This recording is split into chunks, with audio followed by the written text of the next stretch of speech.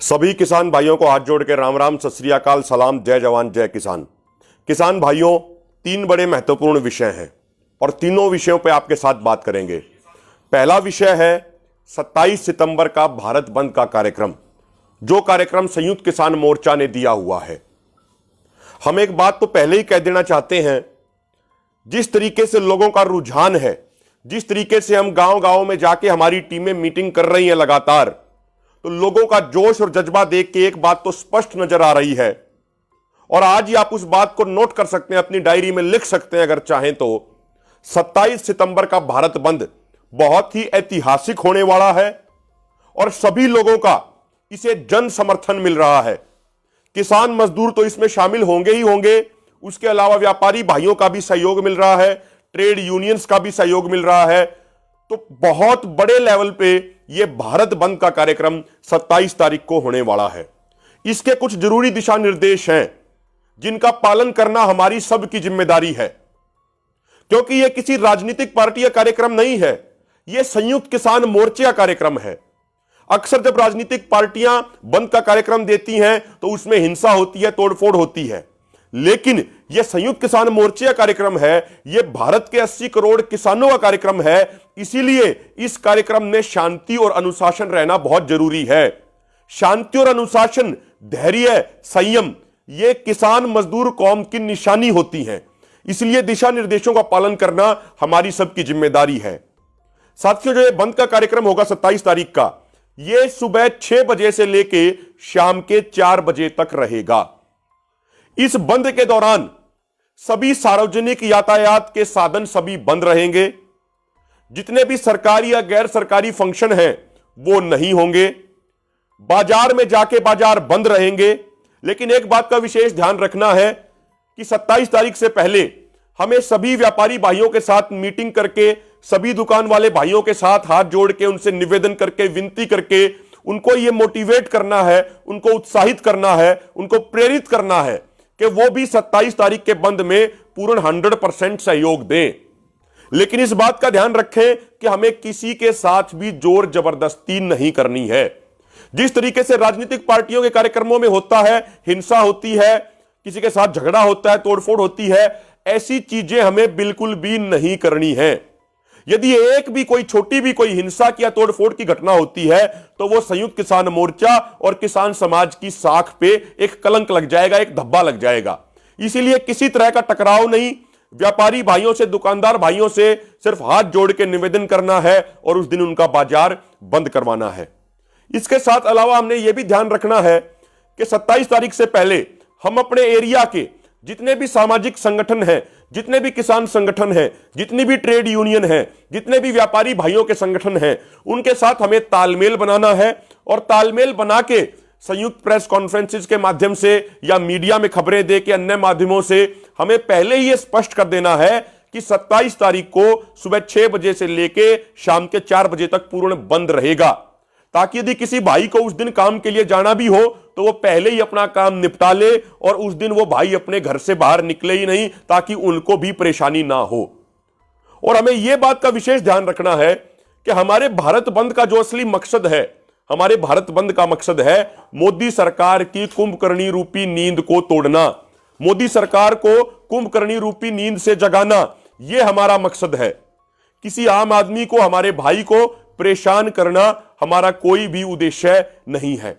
इसलिए हमारे बंद का कार्यक्रम पूर्ण तौर पे शांतिपूर्ण होना चाहिए, पूर्ण तौर पे अनुशासन के अंदर होना चाहिए।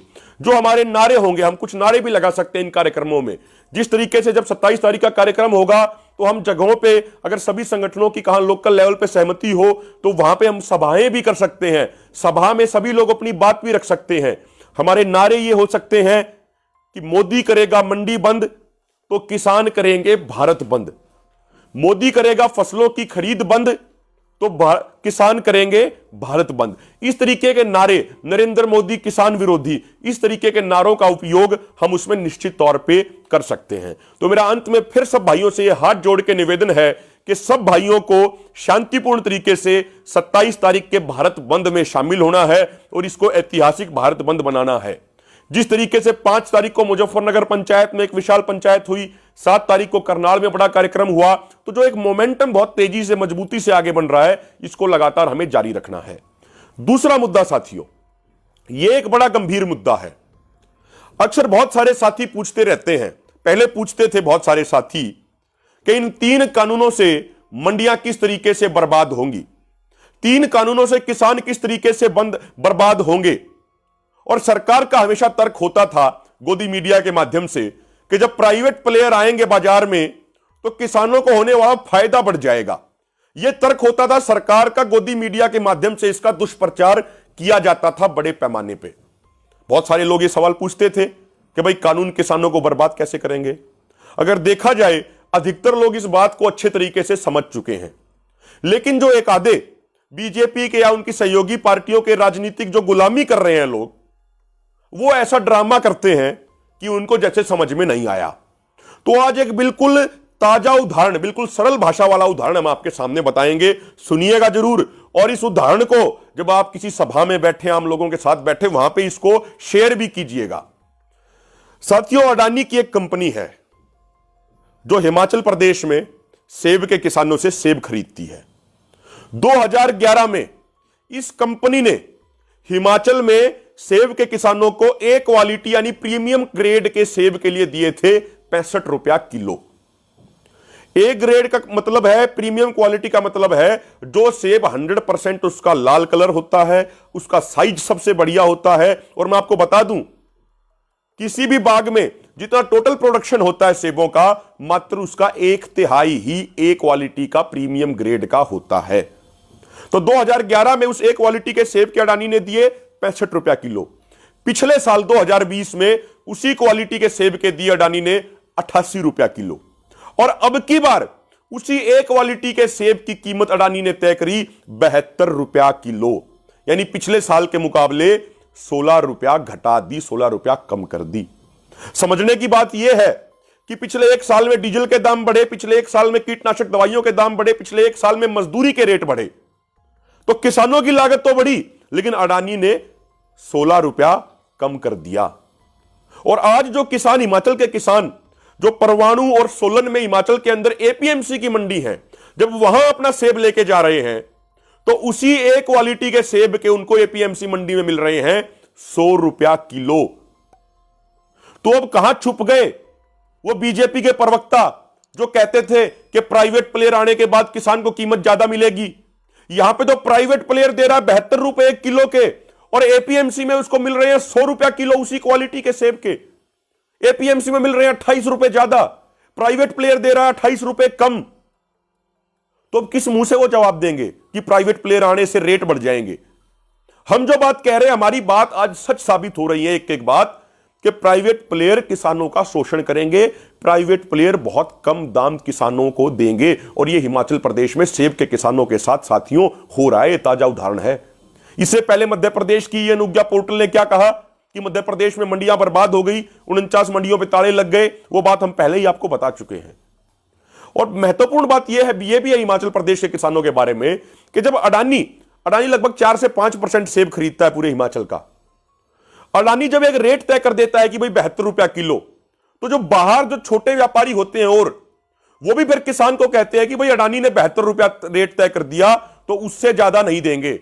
यानी वो एक बेंचमार्क सेट कर देता है, एक स्टैंडर्ड सेट कर देता है। इसलिए अडानी की वजह से, अडानी ग्रुप की वजह से दोहरी मार किसानों के ऊपर पड़ रही है, हिमाचल के सेब के किसानों के ऊपर।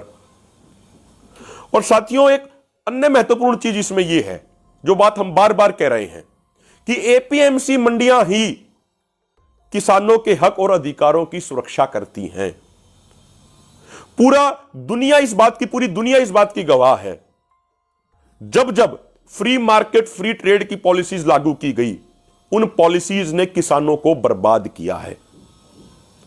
अगर आप अमेरिका की बात कर ले, वहां पे एक किसान की एवरेज लैंड होल्डिंग 444 एकड़ है। ऑस्ट्रेलिया में एक किसान की एवरेज लैंड होल्डिंग 12,000 एकड़ है। यानी एक किसान के पास एवरेज 12,000 एकड़ की जमीन है। और हमारे यहां पे तो देखा जाए तो किसानों के ऊपर एवरेज लैंड होल्डिंग, किसानों के पास एवरेज लैंड होल्डिंग बहुत कम होती है। जब इतने हजार, इतने सैकड़ों एकड़ के किसान इन फ्री मार्केट पॉलिसीज का मुकाबला नहीं कर पाए, इन फ्री मार्केट की पॉलिसीज के कारण बर्बाद हो गए, तो एक भारत का किसान इन बड़े बड़े कॉर्पोरेट का मुकाबला कैसे करेगा? अमेरिका में एक साल में एक किसान को 42 लाख रुपए की सब्सिडी मिलती है और भारत में कितनी मिलती है? मात्र 15,000 रुपए की। तो जब 42 लाख रुपए की सब्सिडी लेने वाला किसान ही इन पॉलिसीज के सामने सरेंडर कर गया, कॉर्पोरेट के सामने उसने घुटने टेकने पर मजबूर होना पड़ा, तो 15,000 रुपए की सब्सिडी लेने वाला किसान किस तरीके से बड़े बड़े कॉर्पोरेट हाउसेज का मुकाबला करेगा? यह बात हमें सोचनी और समझनी पड़ेगी। अगर बात करें कोस्टा रिका उस साइड के देशों की, तो जो कोकोआ बीन के जो किसान हैं उनका दिन की कमाई $1.3 है, यानी लगभग 100 रुपया डेली की वो आमदनी पे जिंदा रहते हैं। लेकिन उसी कोकोआ बीन से जो चॉकलेट बनती है, जिस पूरी इंडस्ट्री की कीमत $200 बिलियन है, वो $200 बिलियन का मुनाफा कमा रहे हैं। इसीलिए यह बात समझनी पड़ेगी, ये फ्री मार्केट पॉलिसीज, ये फ्री ट्रेड पॉलिसीज किसानों के हक में नहीं है, ये हमारे देश के हक में नहीं है, ये सिर्फ कॉरपोरेट के फायदे के लिए है। इसीलिए free market free trade policies का विरोध होना, 3 काले कानूनों का वापस होना, एमएसपी गारंटी कानून को बनना, यह बहुत जरूरी है। यह किसानों के लिए करो और मरो की लड़ाई है, यह किसानों के लिए जमीन और जमीर बचाने की लड़ाई है, यह किसानों के लिए फसल और नस्ल बचाने की लड़ाई है। इसलिए अंतिम सांस तक इस लड़ाई को लड़के हमें जीतना होगा। तीसरा मुद्दा साथियों, अभी एनएसओ जो एक गवर्नमेंट का संस्थान है, हमारा और आपका संस्थान नहीं है, गवर्नमेंट का सरकारी संस्थान है, नेशनल स्टैटिस्टिकल ऑर्गेनाइजेशन, उसने एक रिपोर्ट दी। उस रिपोर्ट में कहा गया कि 2012-13 में जो एक किसान की एवरेज इनकम 6,426 रुपया थी, वो पिछले 7-8 साल में बढ़ के लगभग 10,400 रुपया हो गई। लेकिन इन 7-8 सालों में महंगाई कितनी बढ़ गई, इन 7-8 सालों में किसान की लागत कितनी बढ़ गई, इसका किसी ने अंदाजा नहीं लगाया। और दूसरी बात, सबसे चौंकाने वाली बात, जो 2012-13 में जो एक किसान की आमदनी थी, उस आमदनी का, टोटल आमदनी का 48% हिस्सा किसान को अपनी खेती से मिलता था, अपनी फसल बेचने से मिलता था।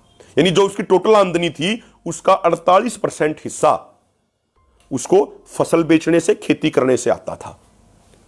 2018-19 में वो हिस्सा 48% से घटके 37.4 आ गया। यानी जो फसल से, खेती से किसान को आमदनी होती थी वो 10% घट गई। यानी किसान मजदूर बन रहे हैं। और यही बात हम बार बार कह रहे हैं, जब से WTO, World Bank, IMF, GATT समझौता ये आए, इनका एजेंडा एक ही है कि भारत के किसान को खेती छोड़ने पे मजबूर करना है, भारत के किसानों की जमीन छीननी है, भारत के किसानों को मजदूर बनाना है। यही इन कॉर्पोरेट हाउसेज का एजेंडा है। तो उसी एजेंडे पे ये काम कर रहे हैं। खेती किसानी से होने वाली आमदनी घट रही है, इसका मतलब किसान मजदूरी की तरफ जाने को मजबूर हो रहे हैं। एक अखबार ने पूरा डाटा निकाला, पूरा सर्वे किया। एक किसान की एक दिन की आमदनी मात्र 27 रुपया है। 27 रुपया डेली की आमदनी में कोई व्यक्ति जिंदा रह सकता है क्या? 27 रुपए की आमदनी में कोई अपने परिवार का गुजारा बसारा कर सकता है क्या? नहीं कर सकता। एक बच्चे की अगर उसको आप अच्छे स्कूल में भेजोगे तो उसके महीने की उसकी जो फीस जाएगी वो 1,000 रुपया जाती है। और जो घर के खर्च हैं वो 27 रुपए की डेली की आमदनी में कैसे अपने खर्चे पूरे करेगा? तो हम सब लोगों को यह चीज बड़ी समझनी है।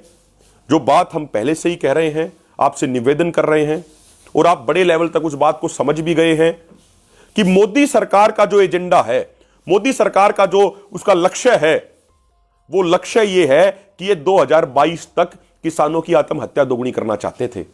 कहते तो ये थे कि 2022 तक किसानों की आय दोगुनी करेंगे, लेकिन आय तो दोगुनी हुई नहीं।